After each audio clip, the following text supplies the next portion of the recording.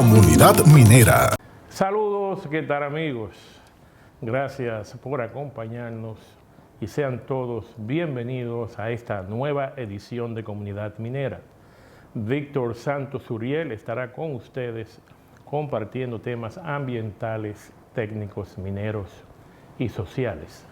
Hoy tendremos un conversatorio con el abogado y especialista en geopolítica, el licenciado Juan Isidro Guzmán Tavera, y ha venido a compartir con nosotros, o mejor dicho, a conversar con nosotros sobre el tema de Ucrania, sus orígenes y las probables consecuencias que tendrá el mundo,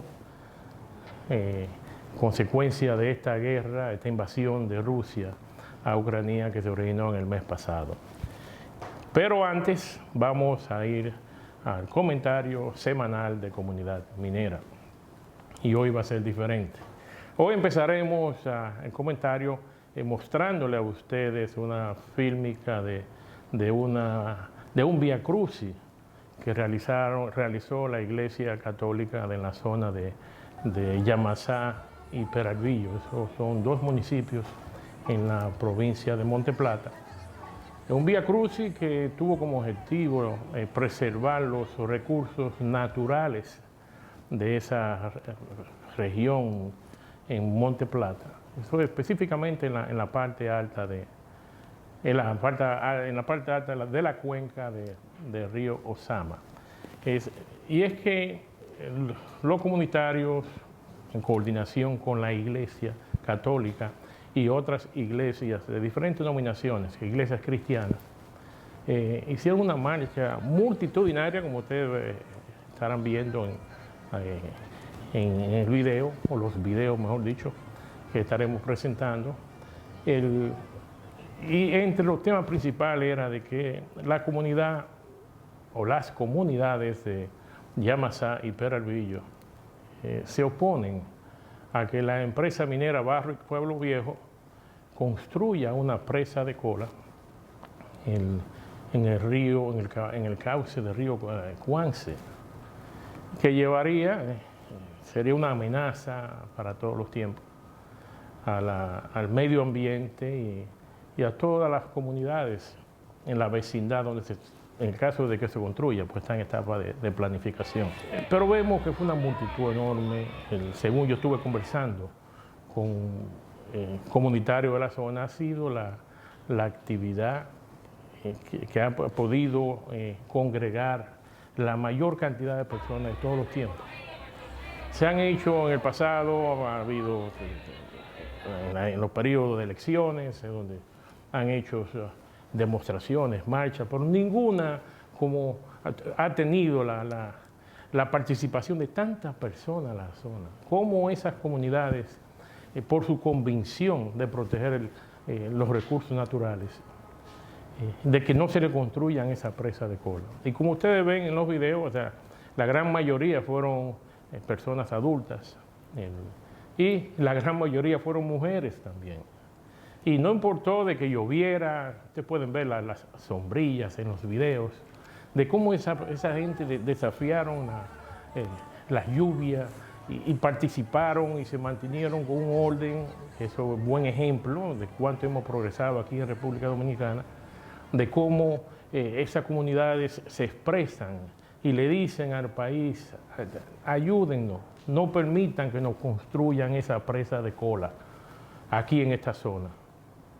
Aquí en Comunidad Minera siempre hemos estado muy activos defendiendo los derechos de las comunidades, y en este caso en particular, si las comunidades no quieren que se le construya esa presa de cola en esa zona, debería de ser respetado tanto por la empresa como por el Estado Dominicano. Y esperemos que así sea. El tema de los Vía Crucis, estamos en la época de Cuaresma, está muy de moda, diría yo. Y es que en el caso que tenemos de que también hubo, eso fue el viernes, el Vía Crucis de Monte Plata, de Yamasá y Peralvillo fue el viernes día 4. El lunes hubo otro Vía Crucis, señores, también. Otro Vía Crucis en la zona de Zambrana, el municipio de Zambrana, en en la provincia de Sánchez Ramírez. En Zambrana es donde se encuentra la mina de oro de Pueblo Viejo, donde Barrick está extrayendo cerca de 1 millón de onzas de oro anuales. Y parece increíble, o sea, como ustedes estarán viendo en la fílmica, fue un viacrucis que fue organizado a las 3 de la mañana, o sea, una cosa, y mire la concurrencia de personas. Pero ¿qué pedían el viacrucis? ¿Cuál era el objetivo?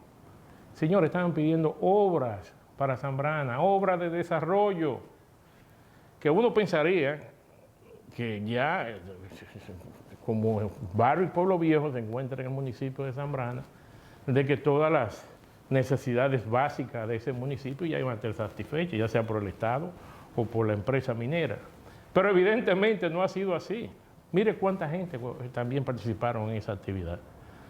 Usted diría, bro, que la Iglesia Católica, que él ha pasado en contra de la minería.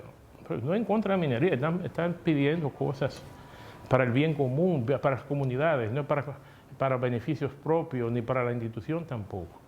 Es más bien parte del nuevo lineamiento de la Iglesia Católica, que empezó en el año 2015 cuando el Papa Francisco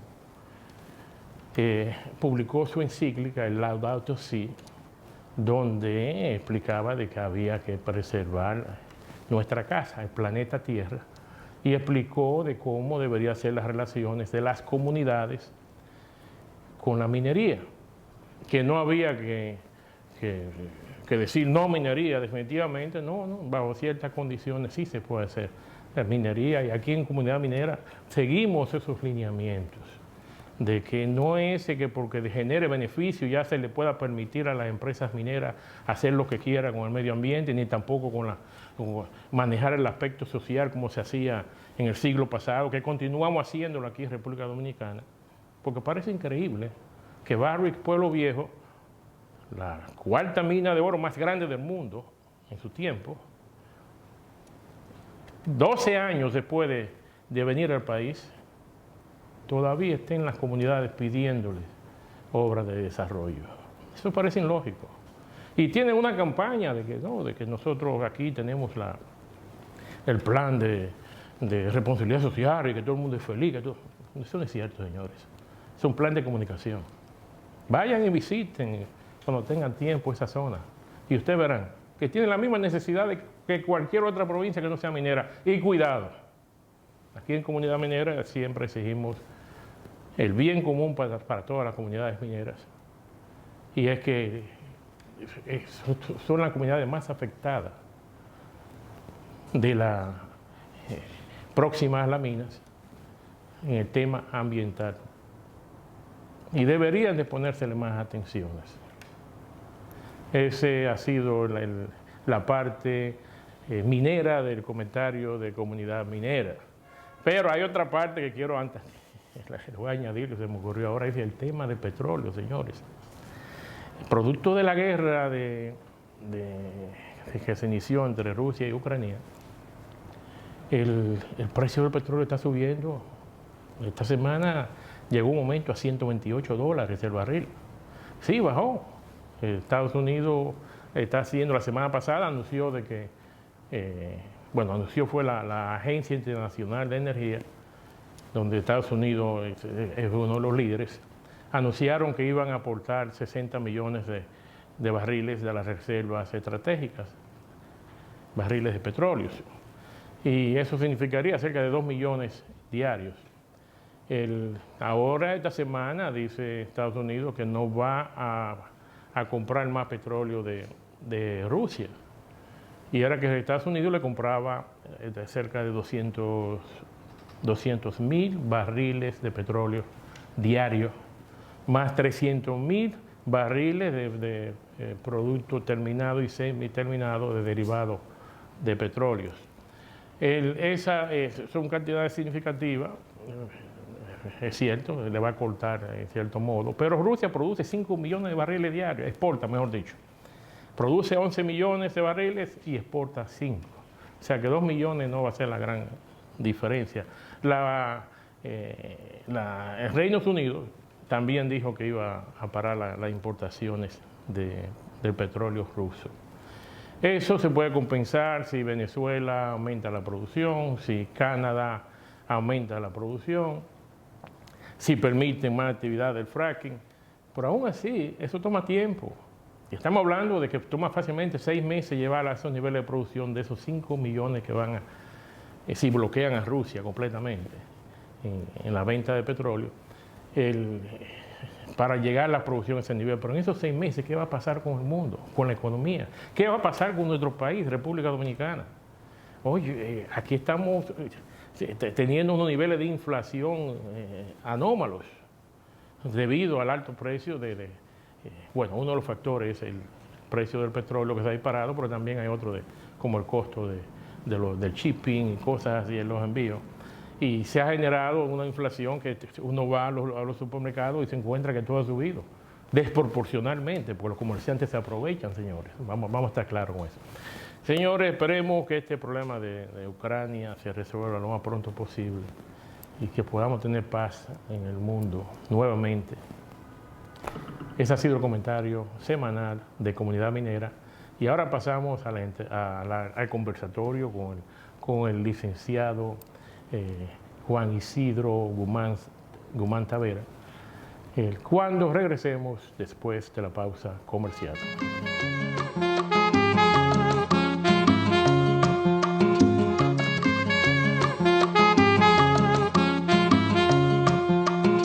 Continuando en Comunidad Minera, hoy tendremos un conversatorio con el especialista en geopolítica, el abogado Juan Isidro Guzmán Tavera.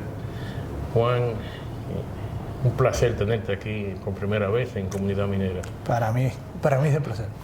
Tú sabes que yo no sabía que tú tenías tanto conocimiento en los temas de geopolítica. El doctor Iván Gastón me recomendó de que una persona de la que más conocimiento tienes en el país con el tema de Ucrania y el conflicto que tiene con Rusia. Y básicamente eso es lo que vamos a hablar hoy. Quisiera empezar más bien por el aspecto histórico de la relación, cómo se iniciaron esas relaciones del pueblo ucraniano con los rusos. Mira, hay una vinculación histórica mayúscula, por decirlo de alguna manera. O sea, Rusia, lo que hoy conocemos como Rusia, nace en lo que hoy es la ciudad de Kiev. Se llamaba el Rus de Kiev en el 882 después de Cristo. O sea, estamos hablando de una vinculación histórica inmensa. O sea, es como algo importante para los rusos, Kiev. Ese simbolismo que se ha mantenido a través de la historia. Es una asociación de eslavos que se da y ahí se vincula hasta 1240, que se mantiene siendo el eje central de ese imperio que se llamó Rus de Kiev. Claro, los ejes de poder van cambiando y van evolucionando, pero siempre se ha mantenido a través de la historia como parte de la influencia natural del imperio ruso. Pero ese imperio, Rus de Kiev, ¿Rusia pertenecía a ese imperio también? Nació ahí, o sea, son ellos mismos, son una grupo de confederación de tribus eslavas, para decirla en términos concisos desde el punto de vista antropológico. O sea, que tuvieron las mismas raíces. Las mismas raíces, exacto. Qué raro que el idioma es tan diferente. Porque son diferentes tribus, no era una sola tribu. Esa es la lógica de los imperios. Los imperios van conquistando, controlando y van creando una estructura de poder y que van abarcando. En ese momento, la Rus de Kiev, ese imperio mantuvo esa hegemonía desde ahí y ambos pueblos nacen en el mismo momento histórico. Claro, se van desplazando. Después, en la misma zona no siempre fue influencia de los rusos. Después fue de los lituanos, de una confederación lituano-polaca. Después fue influencia de otras, porque los poderes van cambiando. Los imperios van desplazándose uno a uno hasta llegar al imperio de los zares, cuando el primer zar, que es Iván el Terrible, también los somete sobre su zona de influencia. Una pregunta, pero ¿a partir de cuándo empezó un país a llamarse Ucrania? ¿Tuvieron independencia o no tuvieron independencia? Es un detalle. El Estado Nacional, como se llama Estado Nacional en términos históricos, es un Estado que nace a partir de la Paz de Westfalia. o sea, con los tratados de Westfalia, es donde se desvincula lo que se llama la iglesia del Estado y se crean los primeros ejércitos nacionales. Antes eran imperios. A raíz de ahí empiezan a redefinirse, eso es 1600 y pico.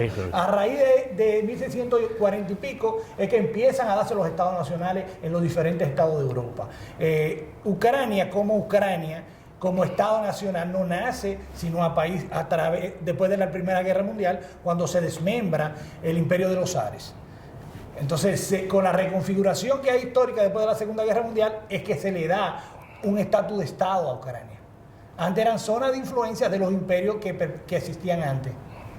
Entonces, con la Unión Soviética ahí fue que lo integraron. Ahí es que lo integran, ahí es que lo convierten en un Estado natural, porque uno de los grandes creadores, uno de los grandes jefes de Estado era de origen ucraniano, y entonces le brinda la oportunidad de convertirlo en un Estado como tal.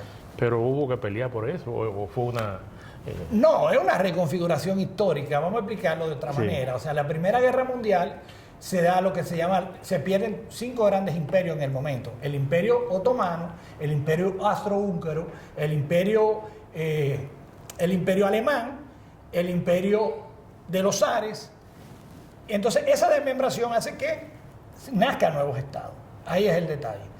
Pero entonces, en la misma Rusia se está dando lo que se llama la revolución de los soviéticos, la bolchevique. Esa revolución rusa hace que ellos logren recomponerse y crear una zona de influencia hasta recuperar toda la zona que era de los zares. Toda esa zona, porque ese es el detalle. En el momento de imperio de los zares, el Estado no se convertía dominaba completamente. No habían vinculaciones como Estados nacionales, sino un dominio total sobre todo el territorio.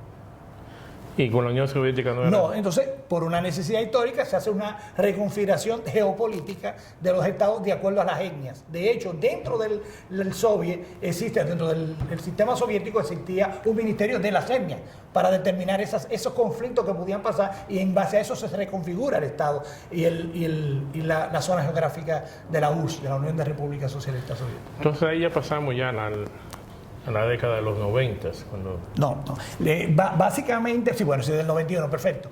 Con la implosión de la Unión Soviética, que pierde su hegemonía, de lo primero con la caída del muro de Berlín, que en Europa del Este, y luego con la implosión en el 91, que se desmembra en 15 estados, cada uno de esos estados, entonces se convierte en estados independientes.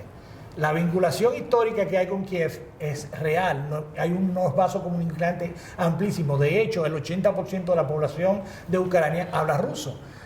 Zelensky no hablaba ucraniano, hablaba ruso. Tuvo que aprender ucraniano en el proceso. O sea, Ucrania es un estado bien fragmentado. La parte que hace frontera con Rusia, con la Federación Rusa, es pro-rusófala, y la parte que no le hace frontera sí tiene ya una vinculación más real con Occidente, en el caso específico. No sabía, yo pensaba que había más personas que hablaban ucraniano. No es que no lo hablan, es que el 80% habla ruso, por la vinculación histórica que hay. De hecho, uno de los grandes escritores, por ponerte un ejemplo, de Ucrania, Gogol, escribió en ruso. No es porque no escribía en ucraniano, es por la influencia y la penetración cultural, ideológica y el dominio político que tenía Moscú sobre las demás repúblicas que constituían la Unión de Repúblicas Socialistas. Lo que yo estoy viendo es que tú me estás sentando la base, como que tú estás apoyando lo que está haciendo. Bueno, la vinculación es esta. La realidad es que para llegar al momento en que se convierte en un problema. Cuando cae la URSS, entonces se da esa situación de que la mayoría de los países que hacen frontera con Europa se quieren adentrar al pacto de la Organización del Tratado Atlántico Norte, que es una organización de seguridad colectiva liderada por Estados Unidos. Entonces, Rusia ve esa penetración de Ucrania de la OTAN como un riesgo para su seguridad nacional, por la cercanía que tiene con Moscú. Eso trae un parangón parecido, como lo dijo el mismo Leonel Fernández, con la crisis de los misiles. Cuando la Unión Soviética iba a poner unos misiles en Cuba, en este caso sería lo mismo. Ponerle unos misiles en Ucrania, si son parte de la OTAN, a Rusia se constituye un problema de seguridad nacional. Y entonces ellos lo habían establecido, había una serie de rondas de negociaciones. El proceso histórico viene dado primero con lo que se llama el Euromaidan. Primero había un gobierno de carácter prorruso, que cae. Se da el Euromaidan, que se trata de son las protestas de la plaza de Maidan, porque era el pacto económico que se iba a hacer con la Comunidad Económica Europea. Los propios ucranianos, el político ucraniano no lo firmaron, y había una protesta frente a la Rada ucraniana para que lo aceptaran. Entonces ahí se ve ya la fragmentación que hay dentro. O sea, la lucha de intereses, una lucha de intereses geopolíticos y geoestratégicos, tanto de la OTAN liderada por Estados Unidos como los prorrusos, o la Unión de las Repúblicas Rusas. Lo que yo veo es que varios politólogos, especialistas en derecho internacional, habían propuesto de que Ucrania fuera un país neutral. Y el mismo Putin estuvo diciendo, previo a la invasión, que aunque no decía que fuera un país neutral, decía que no quería que se firmara un contrato, un acuerdo, donde Ucrania no perteneciera a la Unión Europea ni tampoco a la OTAN. Eso fue lo que le estaba exigiendo para no invadir a Ucrania. Evidentemente salieron varios, especialmente de la Comunidad Europea y Estados Unidos también, y acusando de que Ucrania era un país independiente y que nadie podía imponerse ni afectar sus derechos. Ahora tenemos que Rusia lo invadió. Sí, realmente se han roto todos los esquemas internacionales. O sea, la gobernanza global ha sido rota. Ha sido rota también todas las reglas del derecho internacional.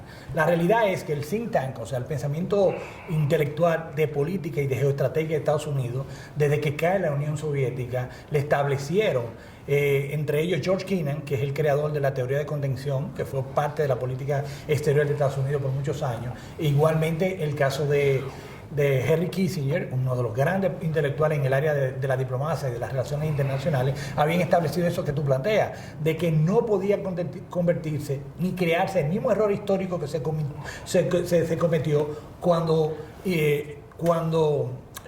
los alemanes perdieron la Primera Guerra Mundial, que al crearle un cerco, al bloquearlo, a impedirle el crecimiento económico, impedirle con esas sanciones económicas que se le cometieron a Alemania, le renació el nacionalismo, y hizo que Hitler cometiera esos errores.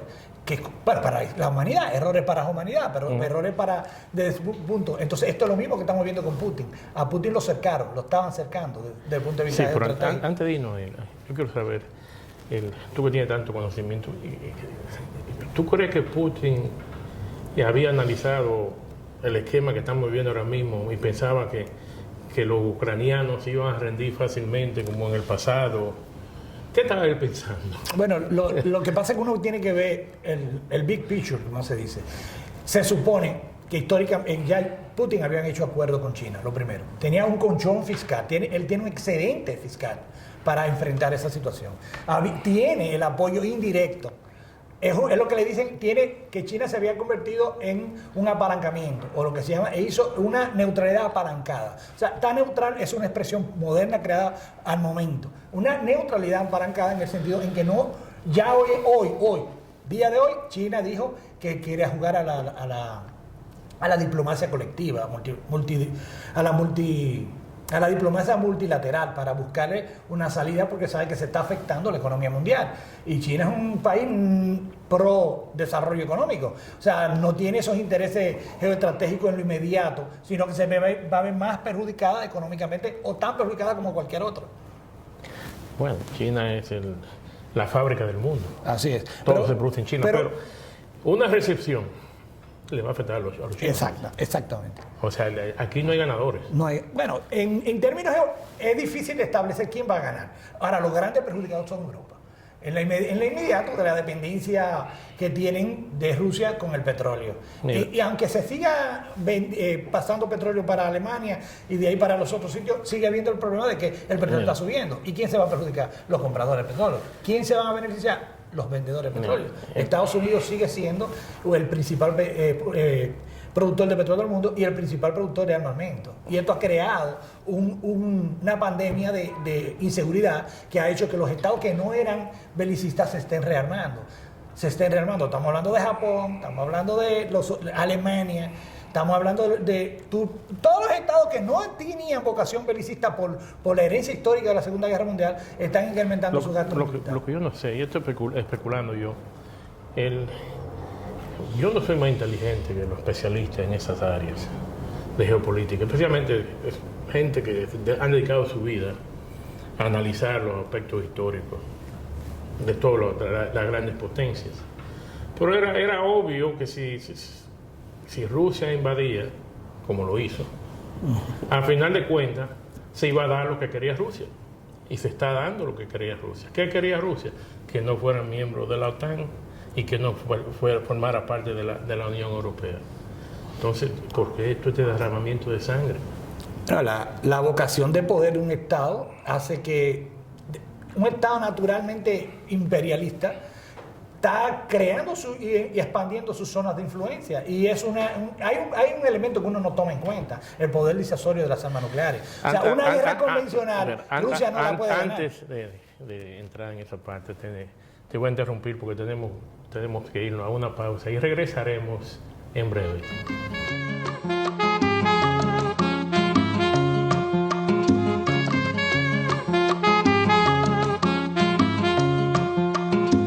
Regresando en Comunidad Minera, hoy conversando con el abogado, politólogo, el licenciado Juan Isidro Guzmán Tavera. Y estamos tratando el tema de Ucrania. Terminamos el segmento anterior, iniciando específicamente qué sucederá con esas armas nucleares.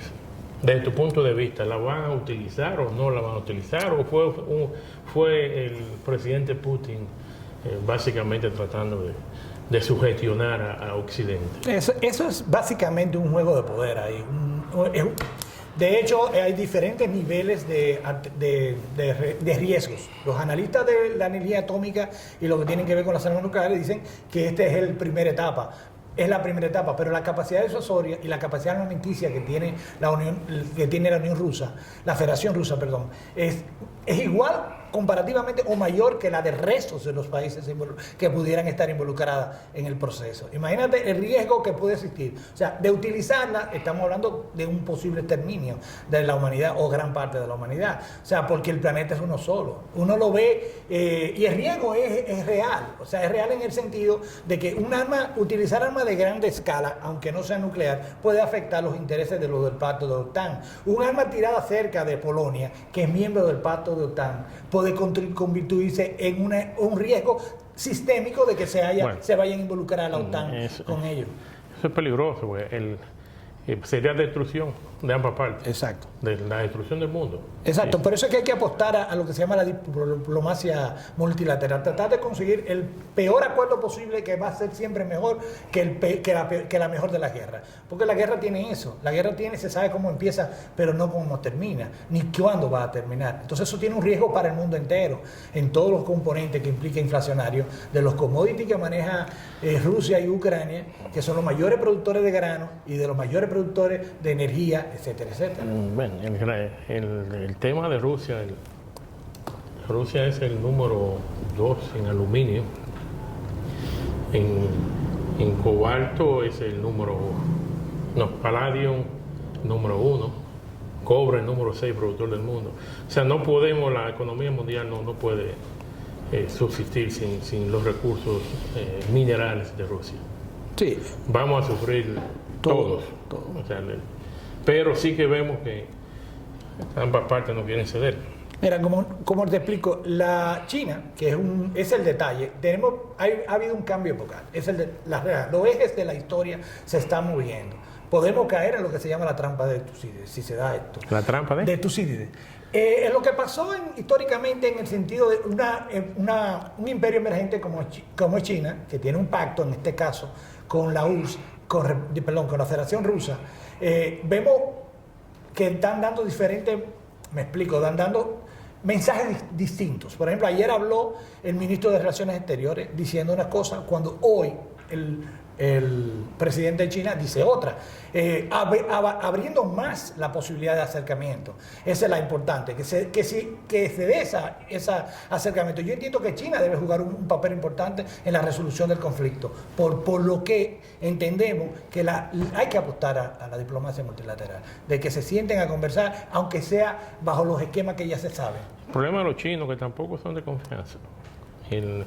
Y el gran peligro de esta guerra ha sido el caso de que los países europeos se descuidaron con el tema de inversión en la OTAN. El mismo presidente, el expresidente Donald Trump, le estuvo exigiendo, señores, hay que invertir más dinero en defensa, porque aunque tenía buenas relaciones con Rusia, pero él no le tenía confianza. Sí, era un riesgo inminente que ellos tenían. Ellos no se vieron el ombligo, yo me acuerdo, por decirlo de alguna manera. Cuando empezaron, hace varios años atrás, empezaron con la construcción del primero gasoducto que iba a Europa desde Rusia, que desde los Estados Unidos estaban alertando, señores, no creen dependencia energética de Rusia, que esa gente son impredecibles. Claro. Y la historia se repite. Evidentemente estamos viendo de que están utilizando, y ayer no, esta semana, ya amenazaron de que si le bloquean la venta de petróleo a Rusia, que le iba a cortar el gas a Alemania y al resto de Europa.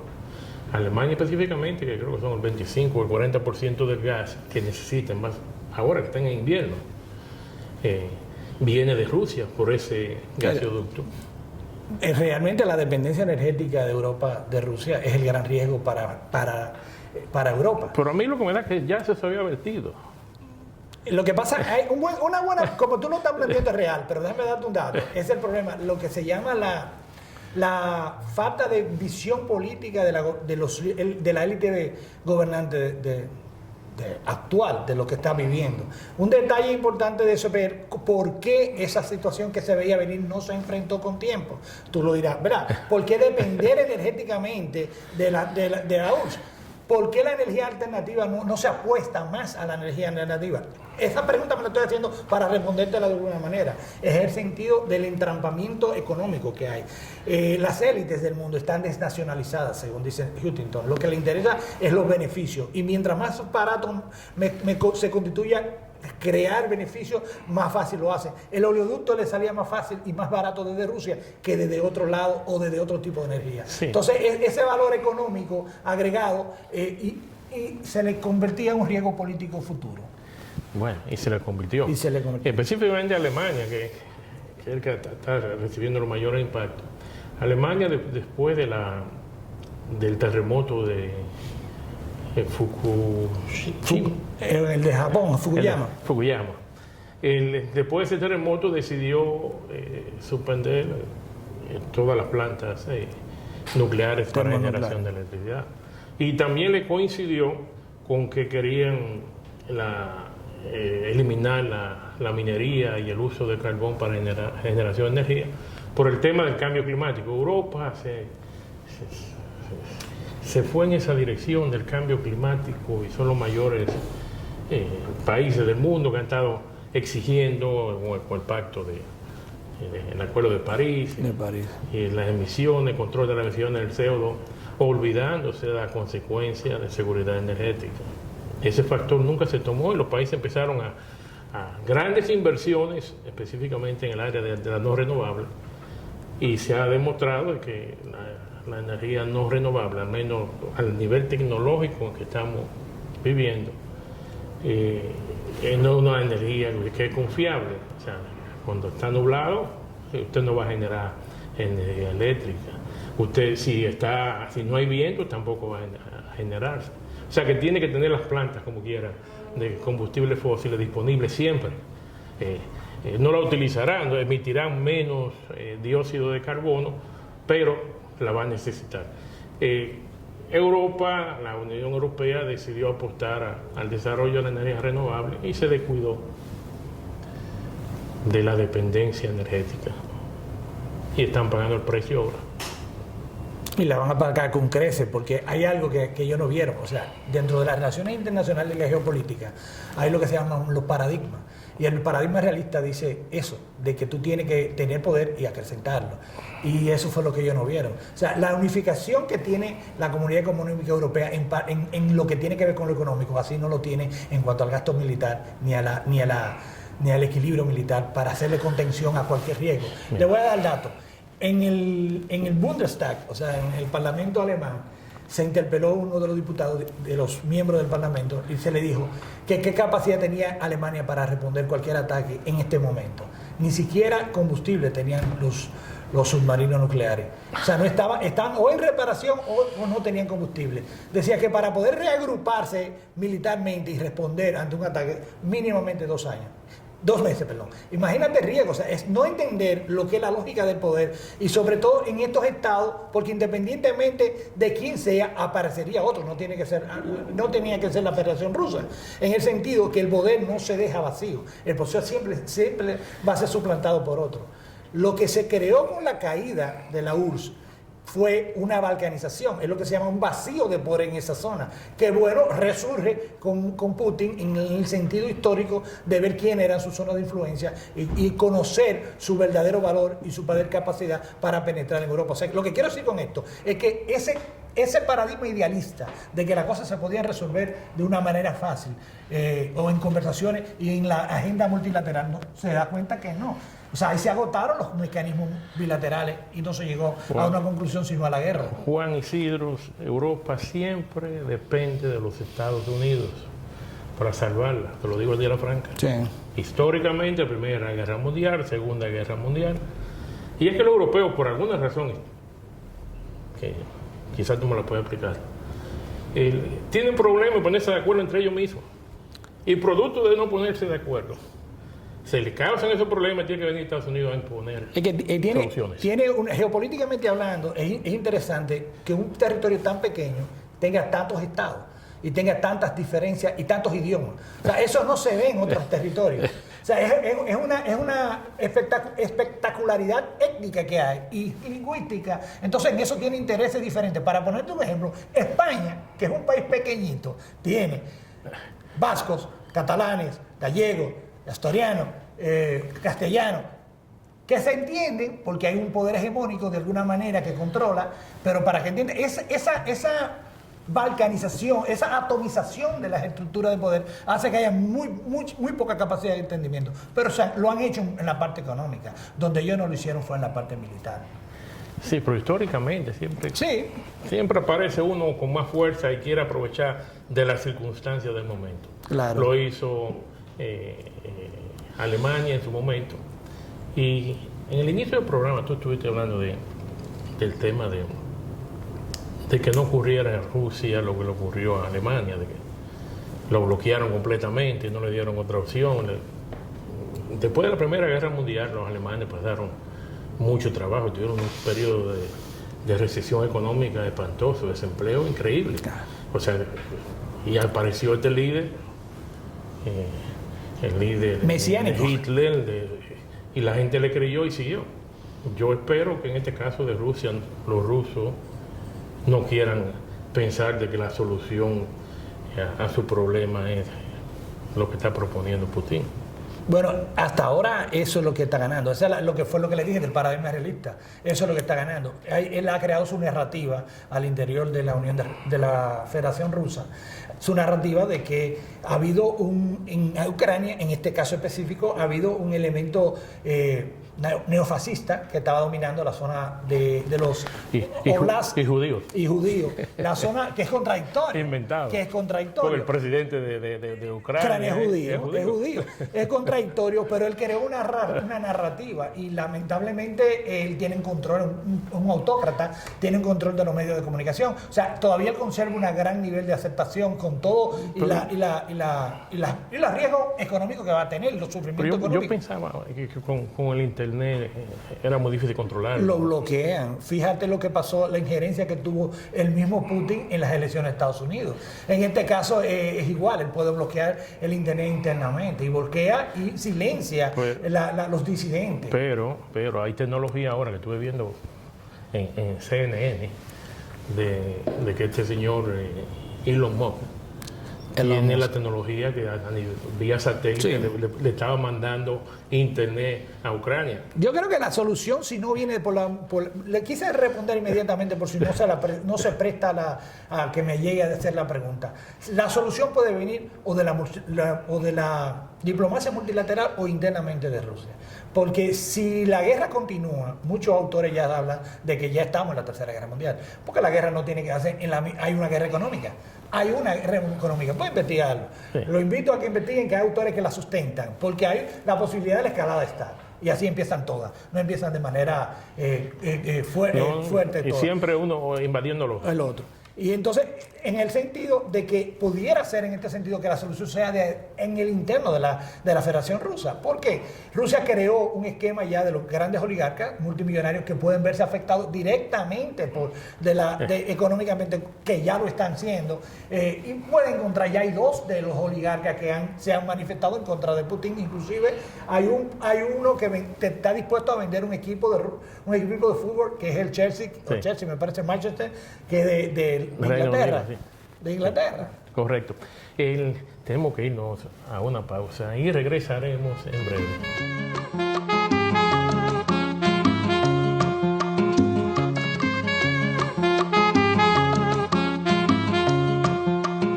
De regreso en Comunidad Minera, hoy conversando con el licenciado Juan Isidro Guzmán Tavera, y es especialista en geopolítica, y estamos tratando el tema de Ucrania y la invasión rusa.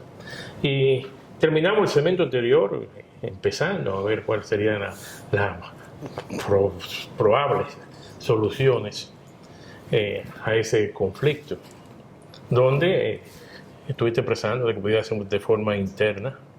A ver si podemos abundar más sobre eso. Sí, cuando hay lo que se llama hipótesis de conflicto, también hay hipótesis de resolución de conflicto.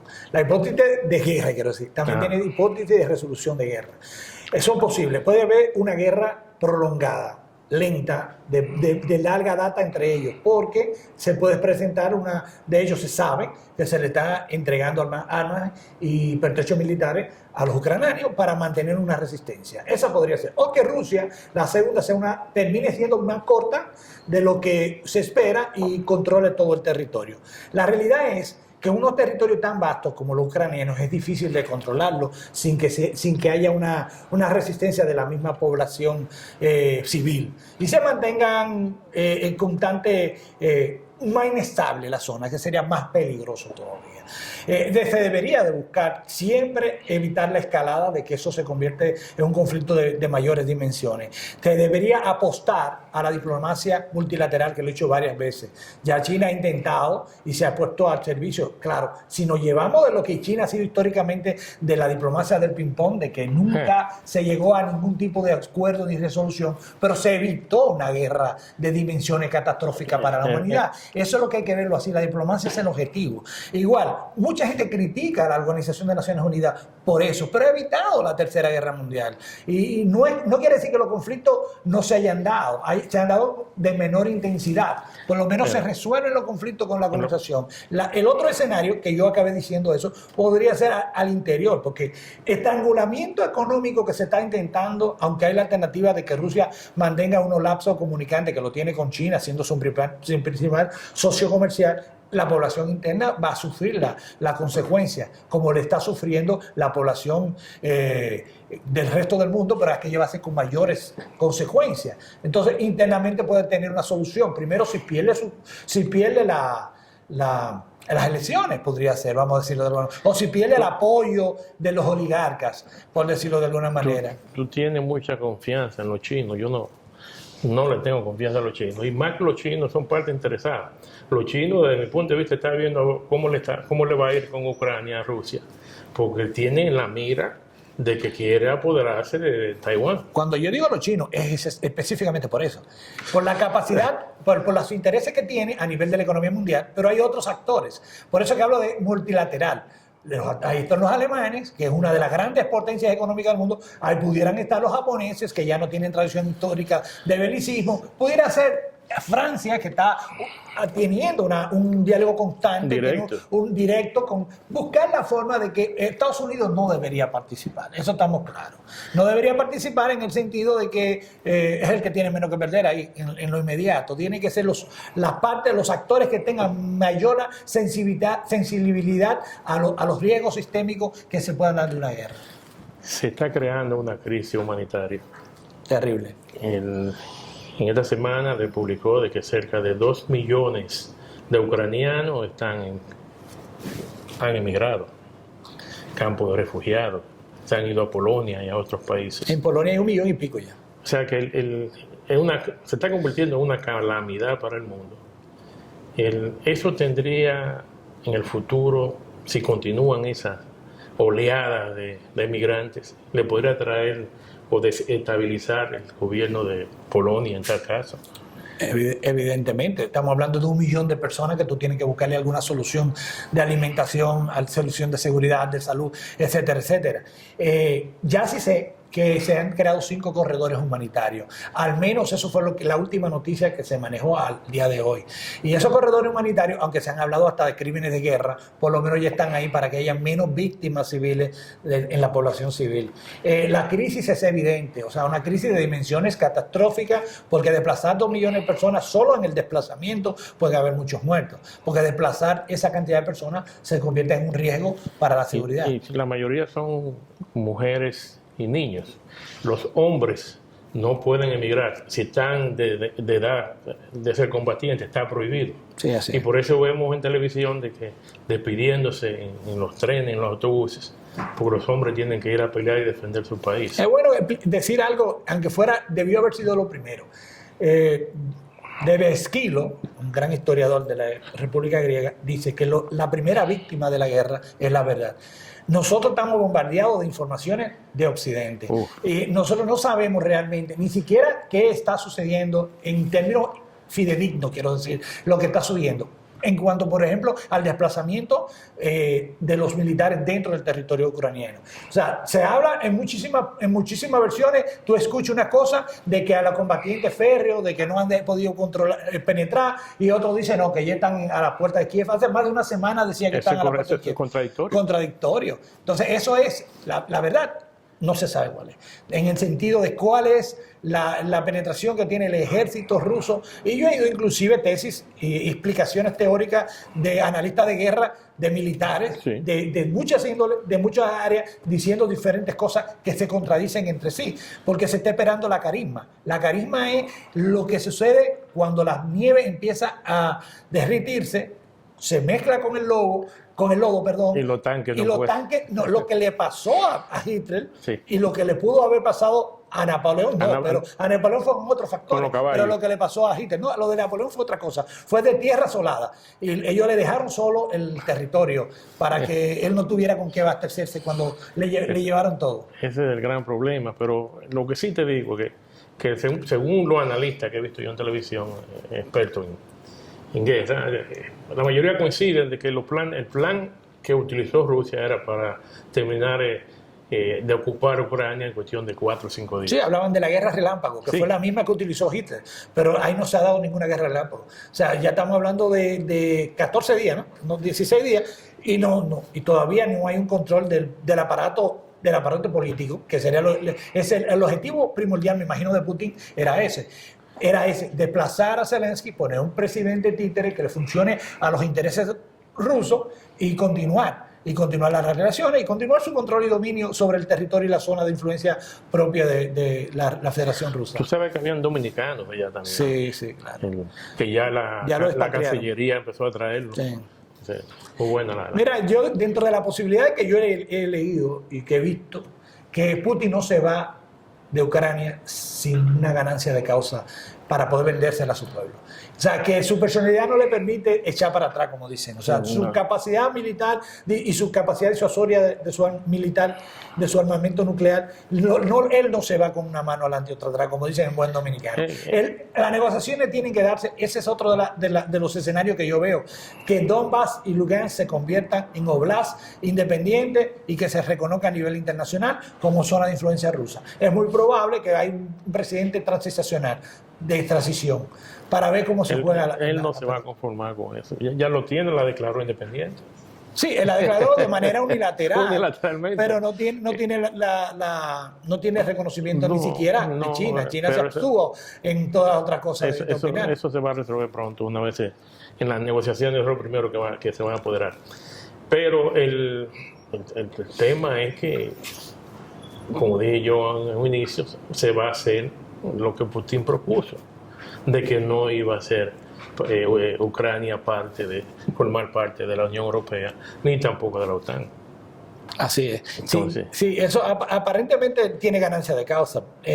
Ha logrado de manera realista, de manera fáctica, sus objetivos en lo inmediato. O sea, imposible ya que sea. Pero el riesgo sistémico es este, usted lo sabe y quizá el público también.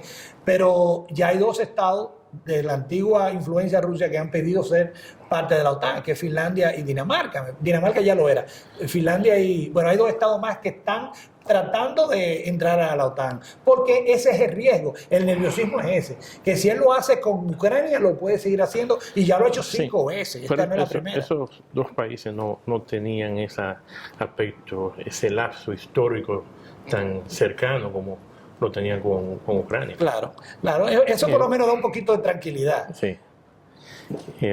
Pero nada, de todas maneras sí te quiero decir que ha tenido una conversación muy interesante.